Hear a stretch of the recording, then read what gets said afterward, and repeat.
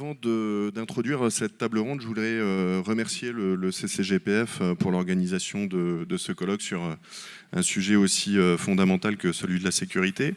Je voulais également les remercier pour leur invitation et puis également pour la confiance témoignée, notamment dans le cadre de l'expertise qu'ils nous ont confiée. Donc j'ai le rôle d'introduire cette table ronde sur le démantèlement, la privatisation et la libéralisation du secteur ferroviaire et les impacts sur la sécurité. Et je vais faire écho à ce qui a été dit précédemment pour rappeler qu'historiquement intégrée à sa création en 1938, l'entreprise publique SNCF a été, au gré des années et des réformes libérales, scindée en établissements publics puis en sociétés anonymes, que la réforme ferroviaire entrée en vigueur au 1er janvier 2020 et transposant des directives européennes d'ordre libéral en consacre 5, qu'au 1er janvier 2024, une grande partie des effectifs de la SNCF, notamment les centres de services partagés, est par ailleurs transférée vers un groupement d'intérêt économique, GIE, qui devrait rester intégré au sein du groupe public unifié, et que depuis le 1er janvier 2025, seuls 4 SA forment le groupe public unifié, puisque la SAS Fret SNCF a été dissoute, avec la complicité de la Commission européenne et du gouvernement français. Alors, le service public ferroviaire est historiquement assuré par l'entreprise publique SNCF sous la forme d'un monopole, désormais remis en question par l'ouverture à la concurrence du secteur. Ce service public concerne le transport régional de voyageurs, mais aussi le transport national de voyageurs par la voie des trains d'équilibre du territoire, exploités par la SNCF sous l'appellation Intercités. Quant au TGV, le président Farandou a récemment indiqué qu'il ne formait pas un service public, dans le sens où ils ne sont pas subventionnés par l'État. On pourrait néanmoins rappeler que les gares TGV, elles, ont bien fait l'objet d'un financement public et d'un subventionnement en ce sens. Or, ce subventionnement, tout comme le monopole public, sont nécessaires. Le transport ferroviaire, au même titre que d'autres services publics comme l'école ou l'hôpital, a un coût supérieur aux recettes directes qu'il génère. Et ce différentiel doit être pris en charge publiquement en raison de son utilité pour la société. Ainsi, il a été admis historiquement que les régions subventionnaient en moyenne 75% du prix du billet de TER, en raison des bénéfices socio-économiques générés. Aménagement et attractivité du territoire, diminution de la pollution, réduction de l'accidentologie liée au transport. Les mêmes raisons expliquaient l'intervention de l'État dans le financement du système, que ce soit pour financer les travaux d'infrastructure, développement, régénération, modernisation, ou l'exploitation ferroviaire. En théorie, cette intervention publique est cohérente pour permettre à l'entreprise SNCF de mener à bien ses missions d'intérêt général, dont la sécurité fait partie intégrante, sans se voir contrainte par des pressions financières.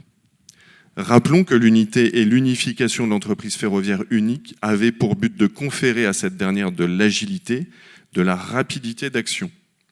En cas de survenance d'un événement de sécurité, les agents pouvaient intervenir sans subir d'interface, de latence créée artificiellement par des réorganisations juridiques qui n'ont jamais prouvé leur pertinence économique et sociétale.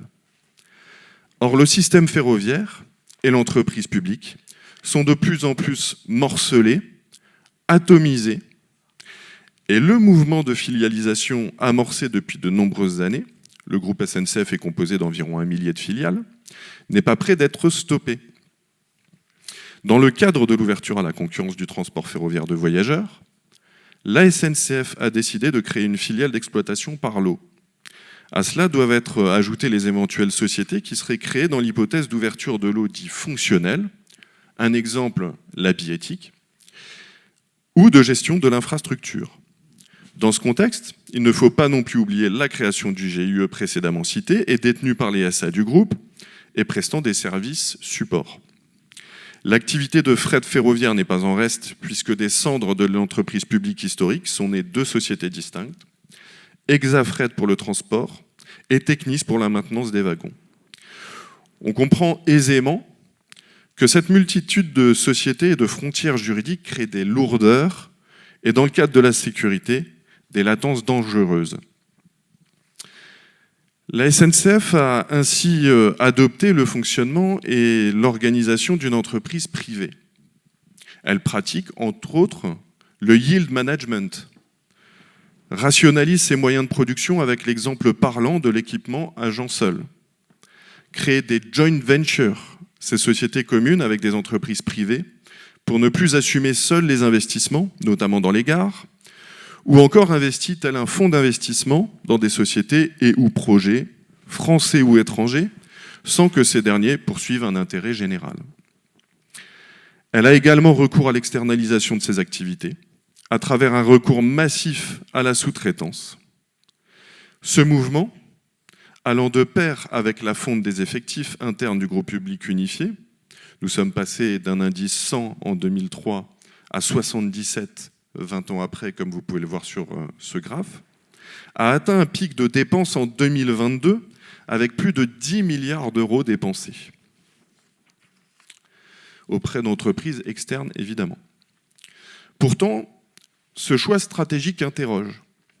Pourquoi faire le choix de recourir à ces sous-traitants, dont la facture intègre une marge et coûte donc plus cher à la SNCF? Pourquoi ne pas conserver les ressources en interne? Pourquoi s'être défaussé d'entreprises stratégiques dans la chaîne de valeur du ferroviaire? Même le très libéral rapport parlementaire Moret-Sautarel de 2022 évoque un bilan de la sous-traitance très contrasté pour la SNCF, ce qui ne l'empêche pas d'en préconiser l'accroissement. Ces pratiques répondent aux injonctions de l'État actionnaire, qui souhaite voir la SNCF maximiser ses profits pour servir un dividende toujours plus élevé, destiné à alimenter un fonds de concours au financement des infrastructures ferroviaires. Ce faisant, le mécanisme acte un désengagement problématique de l'État stratège. On le voit ainsi, ce démantèlement et cette privatisation, en faisant primer le financier, sont antinomiques avec le maintien et le développement d'un haut niveau de sécurité. Je suis heureux de laisser place aux échanges de cette première table ronde sur le sujet et je vous remercie. Je voulais juste saluer la qualité des interventions de la salle, parce que finalement, je trouve que ça fait plutôt une bonne synthèse de ce qui a déjà été dit, entre la responsabilité du NAO sur la première intervention, et d'ailleurs, effectivement, elle a tout à fait le droit d'obliger, en tout cas dans son avis de concession, le candidat à répondre sous la forme d'une société dédiée. Ça lui est permis en fait par les réglementations européennes, et donc on voit en fait que des AO épousent totalement les réformes libérales, avec effectivement des surcoûts qu'on voit alors sur l'acquisition du matériel roulant, mais aussi de dédommagement des candidats non retenus. Donc quand on parle aussi des problématiques financières des AO, il faut aussi mettre je pense en avant leurs responsabilités dans ce cadre-là, parce que justement ces montants-là pourraient être investis dans la sécurité du système qu'elles organisent. On a eu 2 témoignages sur la filialisation à travers Gare et Connexion. On pourrait même aller plus loin, puisque Gare et Connexion est même catégorisé. On catégorise en France les gares en 3 catégories différentes, A, B et C. On a également le témoignage sur des textes de sécurité qui sont différents selon les SA. Donc là, c'est vraiment le symptôme et le témoin très clair de ce qu'on a dit en termes de morcellement. Et puis, en fait, on a aussi l'entreprise SNCF qui épouse le fonctionnement d'une entreprise publique, d'une entreprise privée, pardon, à travers le travail de nuit, effectivement, parce que on a parlé organisation, on a parlé financement, et on a aussi abordé un petit peu le sujet sous la forme, c'est aussi des vies qui sont en question, c'est des familles qui sont percutées aussi par le sujet de la sécurité. Donc le travail de nuit en fait partie, et c'est des vies de cheminots, mais aussi d'usagers.